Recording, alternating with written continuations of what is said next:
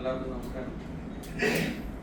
ആൾ Kerala anti corruption human rights protection കൗൺസിലിന്റെ സംസ്ഥാന president കഴിഞ്ഞ 13-ാം തീയതി അർദ്ധരാത്രി ആശുപത്രി ബൾബ് എറിയുകയും അവിടെ പരിഭ്രാന്തി സൃഷ്ടിക്കുകയും അവിടെ അദ്ദേഹത്തിന്റെ വധശ്രമത്തിന് ശ്രമിക്കുകയും അതിനുകൊണ്ട് പ്രതികളെ മുഴുവനും പിടിച്ചിട്ടില്ല. ആ കാര്യങ്ങൾ വ്യക്തമായി സംസാരിക്കുന്നത് സംസ്ഥാന പ്രസിഡന്റ് ഐസക് സാറെ ക്ഷണിച്ചുകൊണ്ടു.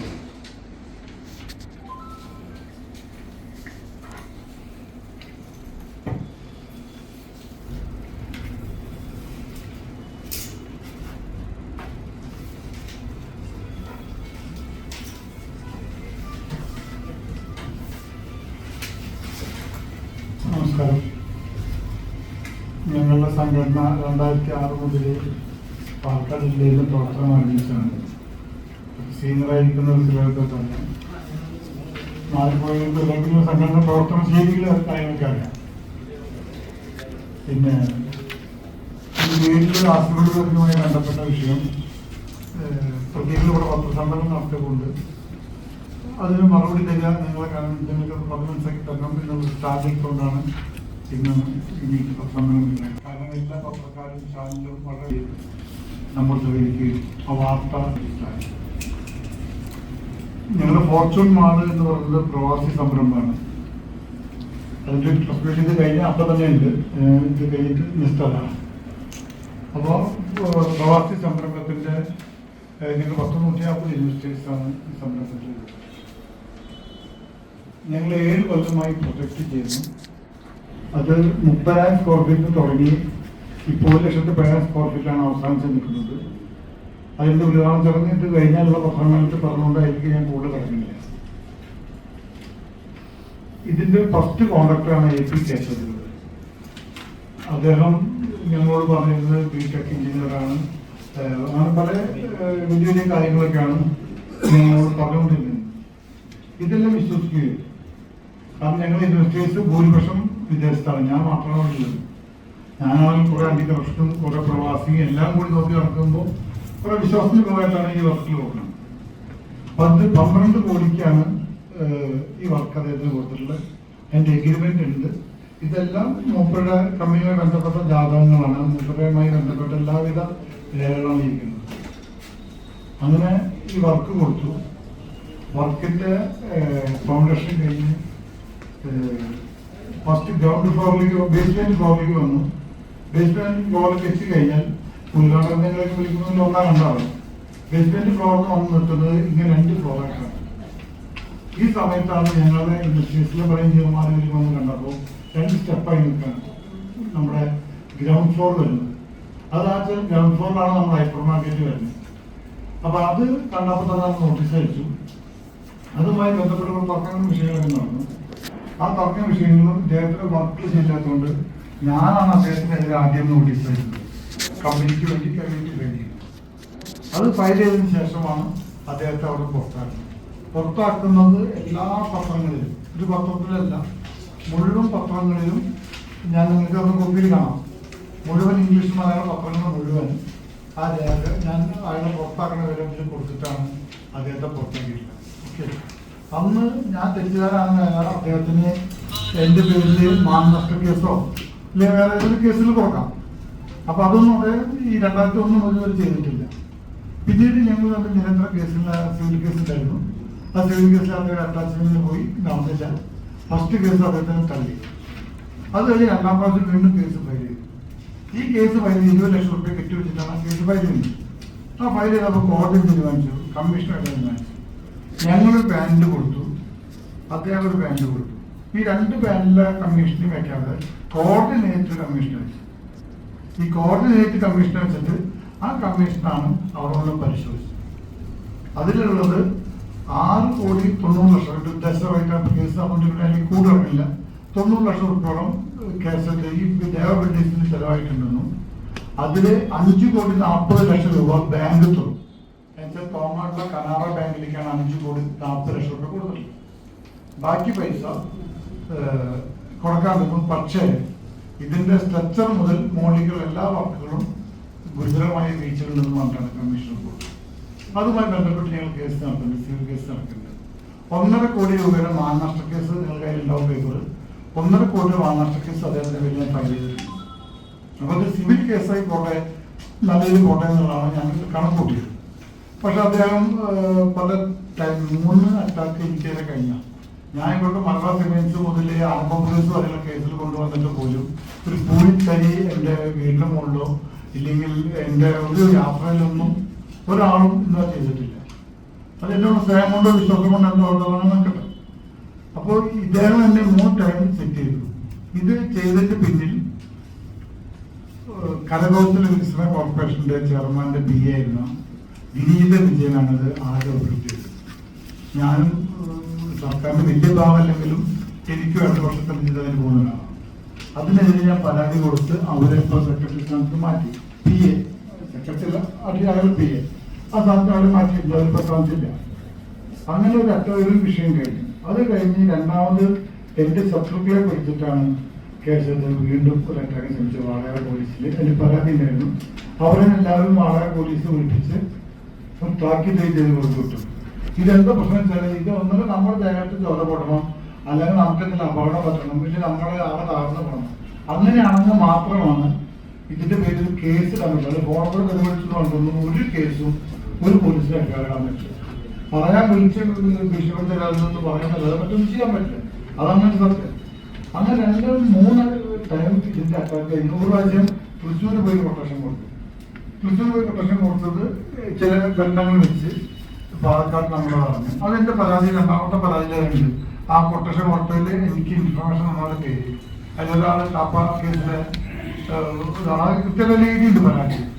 ആ പരാതി മുഖ്യമന്ത്രിക്ക് കൊടുത്തതിന് ശേഷം ആ പരാതി വെച്ചിട്ടാണ് ഞാൻ ഹൈക്കോടതിയിൽ പോയത്. അതിലാണ് പോലീസ് പ്രൊട്ടക്ഷൻ എനിക്ക് തന്നിട്ടുള്ളത്. അതും അതിലുണ്ടായിരിക്കും. അങ്ങനെ പോലീസ് പ്രൊട്ടക്ഷനിൽ നിന്ന് മുന്നോട്ട് പോകുന്ന സമയമാണ് ഇവര് വെട്ടുമുട്ടുന്നത് പറഞ്ഞത് നമ്മളതിനെ കുറിച്ച് കാര്യമാക്കി എടുത്തില്ല. കാരണം അങ്ങനെ പ്രതീക്ഷിക്കുന്നില്ല. ചില കോടതി നടന്ന കേസല്ല, കോടതി വിധി കേട്ട് അതിന്റെ സ്റ്റാൻഡേർഡാണ്.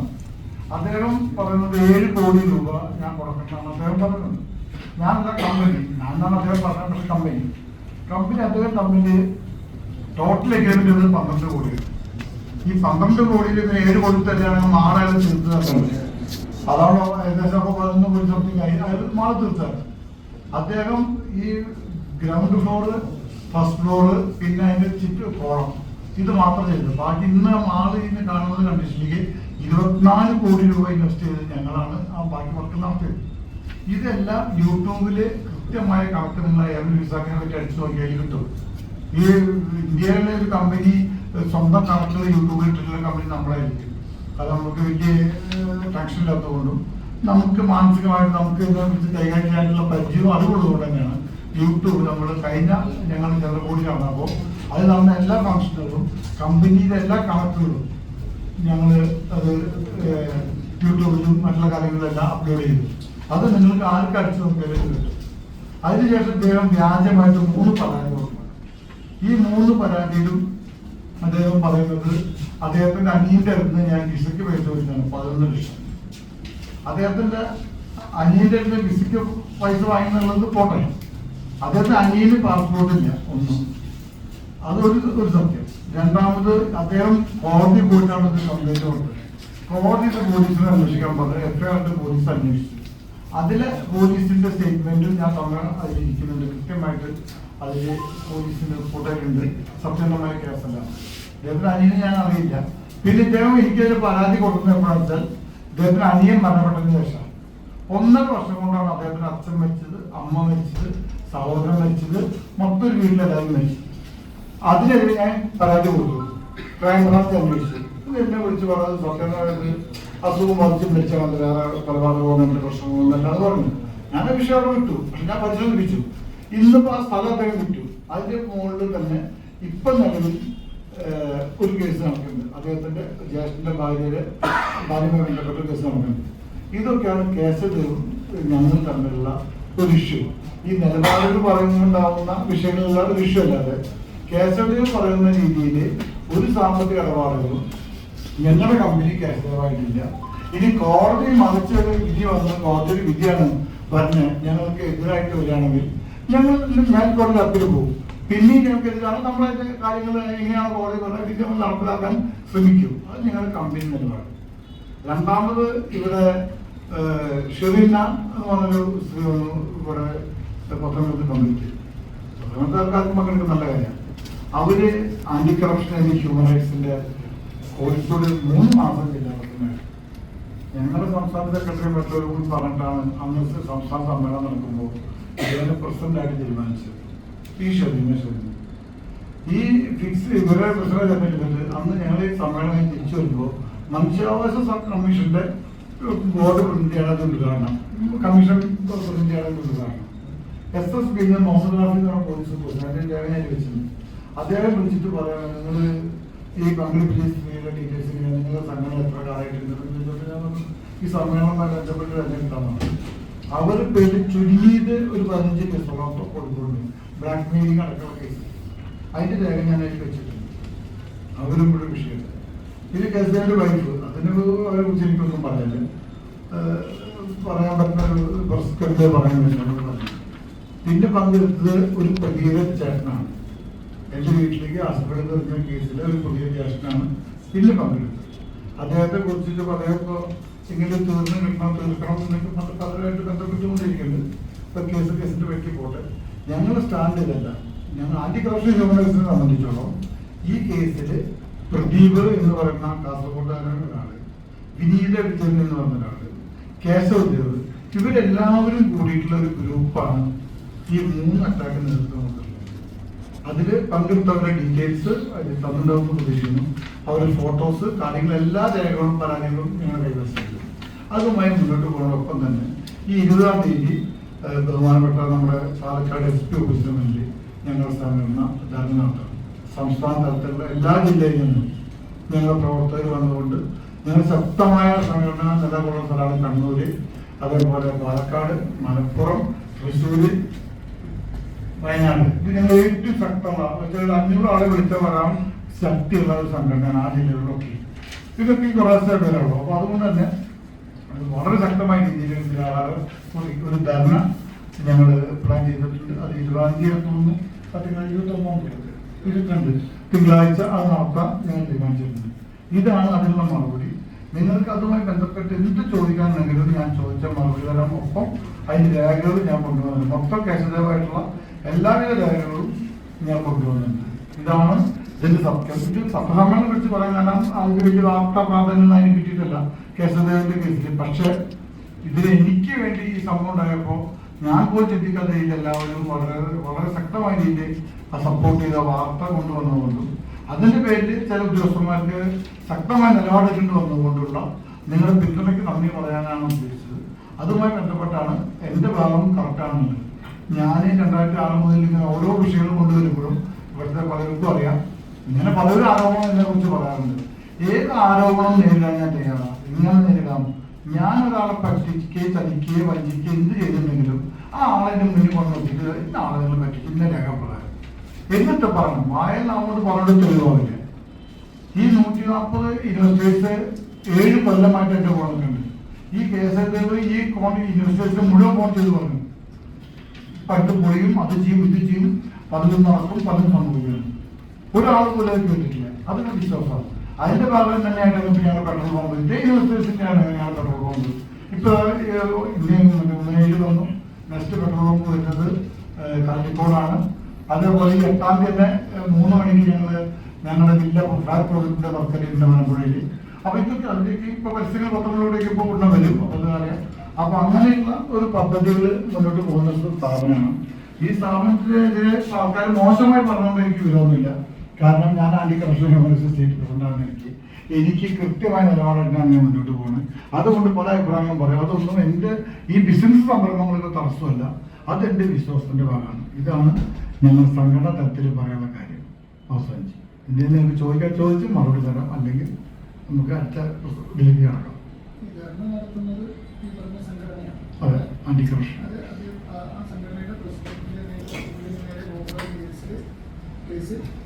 ഞങ്ങൾ ക്രൈംബ്രാഞ്ച് സ്പെഷ്യൽ ഒന്നും കൂടി പുനരന്വേഷണം നടത്തണം. ഇപ്പോൾ പിടിച്ച പ്രതികൾ പോരാ, ഇനിയും പ്രതികൾ അതിൽ ബാക്കിയുണ്ട്. ആ പ്രതികളെ പിടിച്ചുകൊണ്ടുള്ള പ്രതികളെ പിടിക്കണം. അതിനെതിരെ നിയമ നടപടി സ്വീകരിക്കണം. ഇതാണ് ഞങ്ങളുടെ സ്റ്റാൻഡ്. പിടിക്കണം.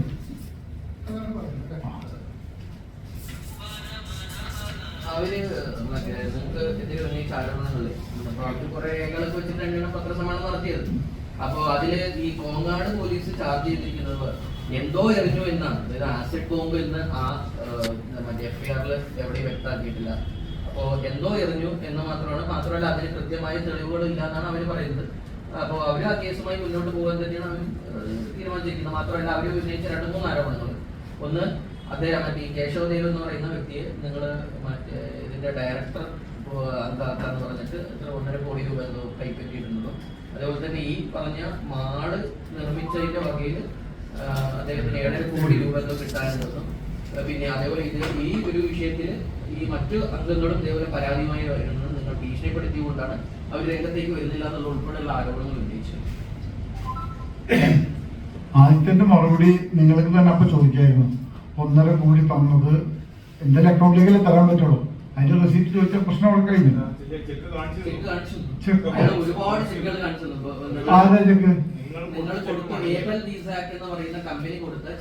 ചെക്കല്ല, 1.5 കോടി അദ്ദേഹം എന്റെ അക്കൗണ്ടിലേക്ക് തരണല്ലോ.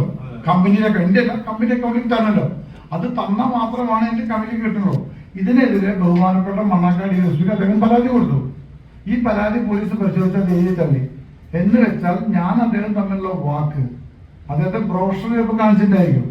അദ്ദേഹം ഞങ്ങളുടെ കമ്പനിയിൽ ഈ വർക്ക് തീർന്നു കഴിഞ്ഞാൽ ഞങ്ങളുടെ കമ്പനിയുടെ ഡയറക്ടർ ആവാമെന്നും ഈ മൊത്തം വർക്ക് ഫിനിഷ് ആയാൽ അതിൽ നിന്ന് 1 കോടി രൂപ ഡയറക്ടർഷിപ്പിലേക്ക് തരാനാണ് വ്യവസ്ഥ, വാക്കാലുള്ള വ്യവസ്ഥ. അദ്ദേഹം ഞങ്ങൾ സർട്ടിഫിക്കറ്റ് കാണിച്ചു തന്നിട്ടുണ്ടാവില്ല. കാരണം സർട്ടിഫിക്കറ്റ് ചെയ്യണമെങ്കിൽ ഞങ്ങളുടെ കമ്പനി അക്കൗണ്ടിലേക്ക് പൈസ തരണം. ഞങ്ങളുടെ കമ്പനി അക്കൗണ്ടിലേക്ക് അദ്ദേഹം പൈസ തന്നിട്ടില്ല, ഞങ്ങൾ സർട്ടിഫിക്കറ്റ് കൊടുത്തിട്ടില്ല. ചെക്ക് കാണിച്ചു പറഞ്ഞാൽ ആ സമയത്ത് നടന്ന 5-6 കോടി ട്രാൻസാക്ഷൻ നടന്നത്. അതിന്റെ വല്ല ഭാഗമായിട്ട് ചിലപ്പോൾ ഫണ്ട് ട്രാൻസ്ഫർ ചെയ്തപ്പോൾ ചെക്ക് മടക്കി വാങ്ങാത്തതോ ഈ അങ്ങനെ ഒരുതല്ലാതെ അങ്ങനെ ഉണ്ടെങ്കിൽ തന്നെ അദ്ദേഹം ചെക്കുകൾ കേസാക്കണ്ടേ. ഞാൻ കുറച്ച് ചെക്കാണെങ്കിൽ എന്റെ ചെക്കോ കമ്പനി ചെക്കോ അദ്ദേഹം കേസാക്കണം നിയമപരമായിട്ട്. ഇതുവരെ എന്റെ പേരിൽ അങ്ങനെ ഒരു കേസ് കൊടുത്തില്ല. ആകെ കൂടി കൊടുത്തത് ഞാൻ വിസയ്ക്ക് പൈസ വെച്ച് പറ്റിച്ചു എന്ന് പറയാം. അല്ല, അന്ന് ഈ കേസ് ഞങ്ങളുടെ ഭാഗമായിരുന്നു. ഞങ്ങളുടെ കൂടെ ഒപ്പം നിൽക്കുകയും ഞങ്ങളുടെ ഒരാളായി മാറുകയും ചെയ്തു. പിന്നെ അല്ല ഒരു മിനിറ്റ് ഈ ബ്രോഷർ മാത്രമല്ല, അത് വേണമെങ്കിൽ അദ്ദേഹത്തിന് എല്ലാം വേണമെങ്കിൽ അടിച്ചേർക്കാം. ലെറ്റർ ഹെഡില് സൈൻ ഉൾപ്പെടെ സീൽ ഉൾപ്പെടെയുള്ള നിങ്ങൾ അദ്ദേഹത്തെ ഡയറക്ടർ ആക്കിയിട്ടുള്ള ഒരു ലെറ്റർ ഹെഡും അദ്ദേഹം കാണിച്ചു തന്നു. ഒറിജിനലാണ്, അതിലൊന്നും തർക്കമില്ല. എന്ന് വെച്ചാല് നമ്മൾ പരസ്പരം സ്നേഹവും വിശ്വസിച്ചിരിക്കുമ്പോ അദ്ദേഹത്തിന് കനറ ബാങ്കിൽ ലോൺ എടുക്കേണ്ടി വന്നപ്പോ ഞങ്ങളുടെ കമ്പനിക്ക് 1 കോടി രൂപ തന്നു എന്ന് കാണിക്കാൻ വേണ്ടി കൊടുത്ത രേഖയാണ്. ഞാൻ ചോദിക്കുന്നത് അതല്ല കമ്പനി, പ്രൈവറ്റ് ലിമിറ്റഡ് കമ്പനി രേഖ എന്ന് പറയുന്നത് ഞങ്ങളുടെ കമ്പനി സർട്ടിഫിക്കറ്റ് ഉണ്ട്. 140 പേർക്ക് ഇഷ്യൂ ചെയ്യുന്ന സർട്ടിഫിക്കറ്റ്. ഈ സർട്ടിഫിക്കറ്റ് അദ്ദേഹം കാണിച്ചു തരികയോ എന്റെ അക്കൗണ്ടിലേക്ക് 1 കോടി 1.5 കോടി പറയുന്നത് എനിക്കറിയില്ല. 1 കോടി രൂപ 1.5 കോടി രൂപ എന്റെ അക്കൗണ്ടിൽ, എന്റെ അല്ല കമ്പനി അക്കൗണ്ടിലേക്ക് ഉണ്ടല്ലോ. അതിന്റെ ഒരു റെസീറ്റ് കാണിച്ചാൽ ഈ പത്രസമ്മേളനത്തിൽ പൈസ സെറ്റ് ചെയ്യും. അല്ലല്ല, അതങ്ങനെയല്ല. ഞാനും അദ്ദേഹവും തമ്മിലുള്ള ബന്ധം എന്നുവെച്ചാൽ ഞാൻ അദ്ദേഹത്തിന് ഈ കമ്പനിയുടെ വർക്കുകൾ കൊടുക്കുന്നത് എന്റെ ഒക്കെ റിസ്ക്കാണ്. ഇദ്ദേഹം ഈ കമ്പനിയിലെ ആളാണ്. അല്ല, ഈ ഇതിന്റെ വർക്ക് ചെയ്യാൻ കഴിവില്ല എന്നുള്ളത് ടൗൺ പ്ലാനർ എന്ന് പറഞ്ഞാൽ ഗോപി സാർ എന്ന ടൗൺ പ്ലാനർ. അദ്ദേഹം വളരെ കൃത്യമായിട്ട് പറഞ്ഞാണ് ഇദ്ദേഹത്തോട് വർക്ക് ചെയ്യിപ്പിക്കുക. ആ ഫയല് മുഖത്തേക്ക് ഇട്ടതാണ്. എന്നിട്ട് തിരിച്ച് ഞാൻ പോയത് 2019 സുജാതനാണ് ഒരു എഞ്ചിനീയർ ചിലപ്പോൾ അറിയുമായിരിക്കാം. അവരെ കൊണ്ട് ഇതിന്റെ സ്ട്രക്ചർ ഡിസൈൻ ഉണ്ടാക്കിയിട്ട് വീണ്ടും ഈ ഫയലില്ല. ആ മാളിന്റെ വർക്കറ്റ് കാറ്റിക്ക് ഞാൻ കൂടുതൽ കിടക്കാൻ പറയും. ഈ പത്രസമ്മേളനത്തിനല്ല എവിടെ എനിക്ക് കിടക്കാൻ പറ്റില്ല. കാരണം അത് കടന്നു കഴിഞ്ഞാൽ ഞാൻ ആ മാള് പൊളിച്ചു കളയേണ്ടി വരും. പോയിന്റ് മനസ്സിലായി. അത് പൊളിച്ചു കഴിഞ്ഞ് ഒഴിവാക്കാനാണ് ഞാൻ ആ വിഷയങ്ങളിലേക്കൊന്നും കിടക്കാത്തത്. ഇല്ലെങ്കിൽ ജീവിതത്തിൽ മുമ്പിലേക്ക് പുറത്തിറങ്ങാൻ പറ്റില്ല. വീണ്ടും ഞാൻ 2.5 കോടി ചെലവാക്കിയിട്ടാണ് അതിന് സ്ട്രക്ചർ ചെയ്തത്. നിങ്ങൾക്ക് ഈ ഉദാഹരണത്തിൽ ക്ഷണിക്കുന്നത് വരുന്നുണ്ടെങ്കിൽ അത് കാണിച്ചു തരാം. കംപ്ലീറ്റ് ഗ്രൗണ്ടിൽ നിന്ന് വീണ്ടും അതിന് സ്ട്രെങ്തിങ് കൊടുത്തിട്ടാണ് ആ മാള് ഞാൻ നിലനിർത്തിയത്. അത് എൻ്റെ അല്ല, മരുഭൂമിക്ക് കേൾക്കാൻ 140 ആളുടെ പൈസയാണ്. ഒന്ന്, ഈ ഡാറ്റ ഷീറ്റ് വരുത്താൻ കാരണം വെച്ചാൽ അദ്ദേഹം എൻ്റെ സ്വന്തം ആളായിരുന്നു. ഞാൻ ഒറ്റ ആളെ റിസ്ക് എടുത്താണ് എഗ്രിമെന്റ് കൊടുത്തത്. എൻ്റെ കമ്പനിക്ക് ഒരാൾക്ക് താല്പര്യമായിരുന്നില്ല. അദ്ദേഹം ഒരു നമ്പൂരി എന്നുള്ള എൻ്റെ ഒരു ചിന്തയും മറ്റു ചില ചിന്തകളുടെ പേരിലും ഞാൻ അദ്ദേഹത്തിന് വിശ്വസിച്ചുകൊണ്ട് പിന്നെ അദ്ദേഹത്തെ കൊണ്ടുവന്നവര് എനിക്ക് വേണ്ടപ്പെട്ടവരായതുകൊണ്ട് ഞാൻ അദ്ദേഹത്തെ എൻ്റെ ഒപ്പം നിർത്തി. ആ നിർത്തിയാണ് ആ ചെയ്ത് ശരിയാണ്. ആ ബ്രോഷർ ഒറിജിനലാണ്.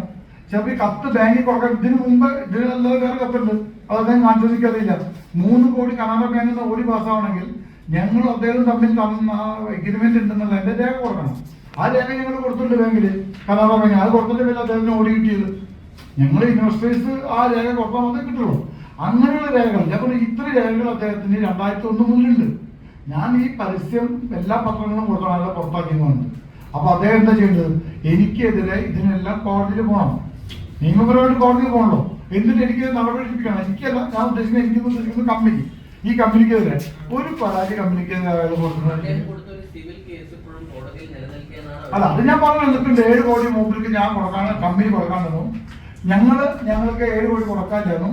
ഞങ്ങൾ കേസ് നടക്കുന്നുണ്ട്. ആ നടക്കണ കേസ് എന്ന് പറയുന്നത് കമ്മീഷന്, ബഹുമാനപ്പെട്ട കോടതി വെച്ച കമ്മീഷൻ പരിശോധിച്ച് അതിന്റെ മറ്റു കാര്യങ്ങൾ നടക്കുന്നുണ്ട്.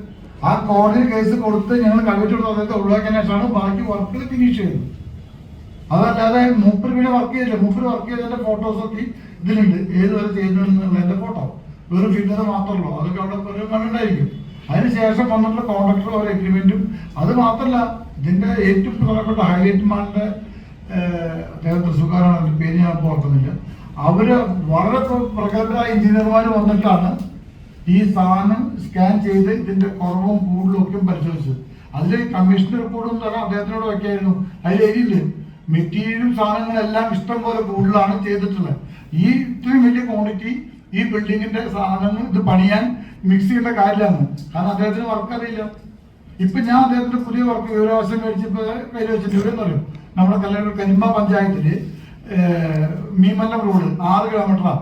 ആ പണി അദ്ദേഹം പകുതിയിൽ നിർത്തി പോയി. ഗവൺമെന്റിന്റെ പിന്നെ സുഖം കൊണ്ട് കാണിച്ച കോൺട്രാക്ട് മാറി. അതിൽ 6 പാലം ചെറിയ പാലങ്ങൾ വരുന്നുണ്ട്. ഈ 6 പണിയിലും വ്യാജാണ്. ഞാൻ പിടിച്ചിട്ടുണ്ട്, വിജിലൻസ് പരാതി കൊടുക്കാൻ പോവാ. കമ്മ്യൂണിറ്റി വിവരാവകാശം മേടിച്ചിട്ടുണ്ട്. ഇത് ഈ കല്ല് ഈ ആസിഫൽ വരുന്ന വഴിക്കും കോടതിയിലെ കേസ് കോടതി നോക്കട്ടെ എന്നാണ് എന്റെ സ്റ്റാൻഡ്.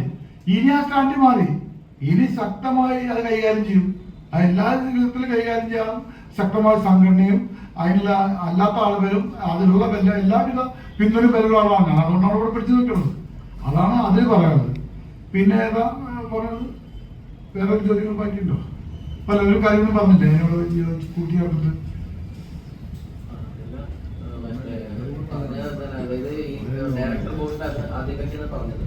അല്ല, ഡയറക്ടറുടെ കാര്യം ഞാൻ വിശദീകരിച്ചിട്ട് കാണുന്ന കാര്യങ്ങൾ ഇതൊക്കെ അദ്ദേഹത്തിന് നിയമപരമായിട്ട് പരാതി കൊടുക്കാൻ വേദിയുള്ള ഒരു സംവിധാനം, പ്രൈവറ്റ് ലിമിറ്റഡ് കമ്പനിയാണ്. അത് അദ്ദേഹം ചെയ്യേണ്ടതാണ്. അതല്ലാതെ ഇദ്ദേഹം ഞങ്ങളും തമ്മിൽ യാതൊരു സാമ്പത്തിക ഇടപാടില്ല. ഈ 7 കോടി കൊടുത്തു കഴിഞ്ഞാൽ അദ്ദേഹം തീർത്തു തന്നെയല്ലോ. അതാണ് വ്യവസ്ഥ. 7 കോടി ഞങ്ങൾ കൊടുത്തു കഴിഞ്ഞാൽ 5 കോടി 40 ലക്ഷം രൂപ അക്കൗണ്ടിൽ കൊടുത്താൽ ഞങ്ങൾക്ക് 7 കോടി കൊടുത്തു കഴിഞ്ഞാൽ അദ്ദേഹം മാള് 7 5 11 ലക്ഷം 11 കോടിയില്ലേ? പിന്നെ ചെറിയ പൈസകളോ അത് ചെയ്തിട്ടില്ലല്ലോ. മാളിന്റെ ഒരു വർക്ക് ചെയ്തിട്ടില്ല. മൊത്തം ബില്ല് 2 കോടി 40 ലക്ഷം രൂപ ഞങ്ങൾക്ക് GST റിട്ടേൺ കിട്ടാണ്ട്. ഇന്നത്തെ 24 കോടി അവിടെ മുടക്കേണ്ട GST തിരിച്ചു കിട്ടാനുള്ള കമ്പനി ഞങ്ങൾ. ഇതെല്ലാം ഞങ്ങൾ യൂട്യൂബിലുണ്ട്. ഒന്ന് വിസ കടിച്ചാൽ അപ്പോൾ എല്ലാ കണക്കും ഇതിനും കൂടെ എന്തായാലും പരിചയപ്പെടുത്തേണ്ട കണക്ക്. അവിടെ ഇവരുടെ പരാതി അയച്ചാൽ ED വന്നു, വിജിലൻസ് വന്നു, സാമ്പത്തിക കുറ്റാന്വേഷണക്കാർ വന്നു. ഇവരൊക്കെ അതിന്റെ ആധാരവും മറ്റേ ഇതിന്റെ പ്രോപ്പർട്ടി കൊണ്ടുപോയി. ഈ വിജിലൻസ് നമ്മളെ തിരിച്ചു വന്നത് വ്യാജരേഖ എന്ന് എല്ലാവരും പറഞ്ഞേക്കാം. ഏത് വ്യാജരേഖ ഉണ്ടെങ്കിൽ ആ സാധനം തെളിയിക്കണല്ലോ. എല്ലാ സാധനവും കൊണ്ടുപോയി. ഞാനൊക്കെ വീഡിയോ ഇട്ടുണ്ടായിരുന്നു, നിങ്ങൾ കണ്ടിട്ടുണ്ടാവും. അതിനും പിന്നെ പത്രങ്ങളെ വിളിക്കേണ്ടതിലാണ്. എല്ലാവരും ഒരുമിച്ച് കൂട്ടമായിട്ട് വന്നിട്ടാണ് അവിടെ ബഹളം നടത്തിയത്. എന്നിട്ട് എന്തായി? എല്ലാവരും അതേപോലെ തിരിച്ചു പോയി 3-ാം ദിവസം സാധനം തിരിച്ചു തന്നു ഈ ഇപ്പോഴത്തെ വിജിലൻസ്. അതാണ് ഇതിന്റെ സത്യം. പിന്നെ അത് എന്നെ കാണുമ്പോൾ ഉൾക്കൊള്ളാൻ പറ്റാത്ത കുറെ പേര് ഈ സമൂഹത്തിലുണ്ട്. അത് എന്റെ ശൈലിയുടെ ഭാഗമാണ്. അതിന്റെ ഭാഗമായിട്ട് നടക്കുന്ന പ്രശ്നങ്ങളാണ് എന്റെ ചെറുത്ത് സീനിയർമാർക്കത് അറിയാം. ഇവരൊക്കെ എന്നെ പൊരിച്ചു ചെയ്യുന്നതാണ് ഇവിടെ പണ്ട്. അപ്പൊ അതിന്റെ ഭാഗം രാധാകൃഷ്ണൻ 50 ലക്ഷം വാങ്ങിയെന്ന് പറഞ്ഞിട്ട് ഒരു വിവാദം ഉണ്ടായിട്ടുണ്ട്. CBI എന്താ പറഞ്ഞത്? ശശീന്ദ്രൻ പറഞ്ഞു ആത്മഹത്യയാണ്. അത് ഞാനും കോടതി പോയി പറഞ്ഞത്. എന്നെ എല്ലാ പത്രക്കാരും കൂടെ എന്നെ പൊരിച്ച് ഒരു പരുവാക്കി എന്നെ മിണ്ടാതെ ഒരു വിഷയം എന്നോട് മിണ്ടിയില്ല. പക്ഷെ എന്റെ നിലപാടായിട്ട് ലാസ്റ്റ് കോടതി കറക്റ്റ് ചെയ്ത് അത് ആത്മഹത്യയാണ്, നിലപാടാൻ നിൽക്കണം. അപ്പൊ എന്താ ഞാൻ രാധാകൃഷ്ണ പൈസ വാങ്ങിയായി. ഇങ്ങനെയുള്ള സ്റ്റാൻഡാണ് അതുമായി ബന്ധപ്പെട്ട് വരുന്നത്. അതല്ലാതെ എൻ്റെ കയ്യിൽ തെറ്റുണ്ടെങ്കിൽ തെളിവ് സഹിതം കാണിക്കാം, ഞാനത് അംഗീകരിക്കാൻ തയ്യാറാണ്. കാരണം 150 വിശ്വസിക്കുമ്പോൾ ബാക്കിയുള്ളവരെല്ലാം വിശ്വസിക്കണമല്ലോ. അതുകൊണ്ടാണ് ഞാൻ ഈ പത്രസമ്മേളനം വിളിച്ചത്. അവസാനിപ്പിക്കട്ടെ, കഴിഞ്ഞല്ലോ.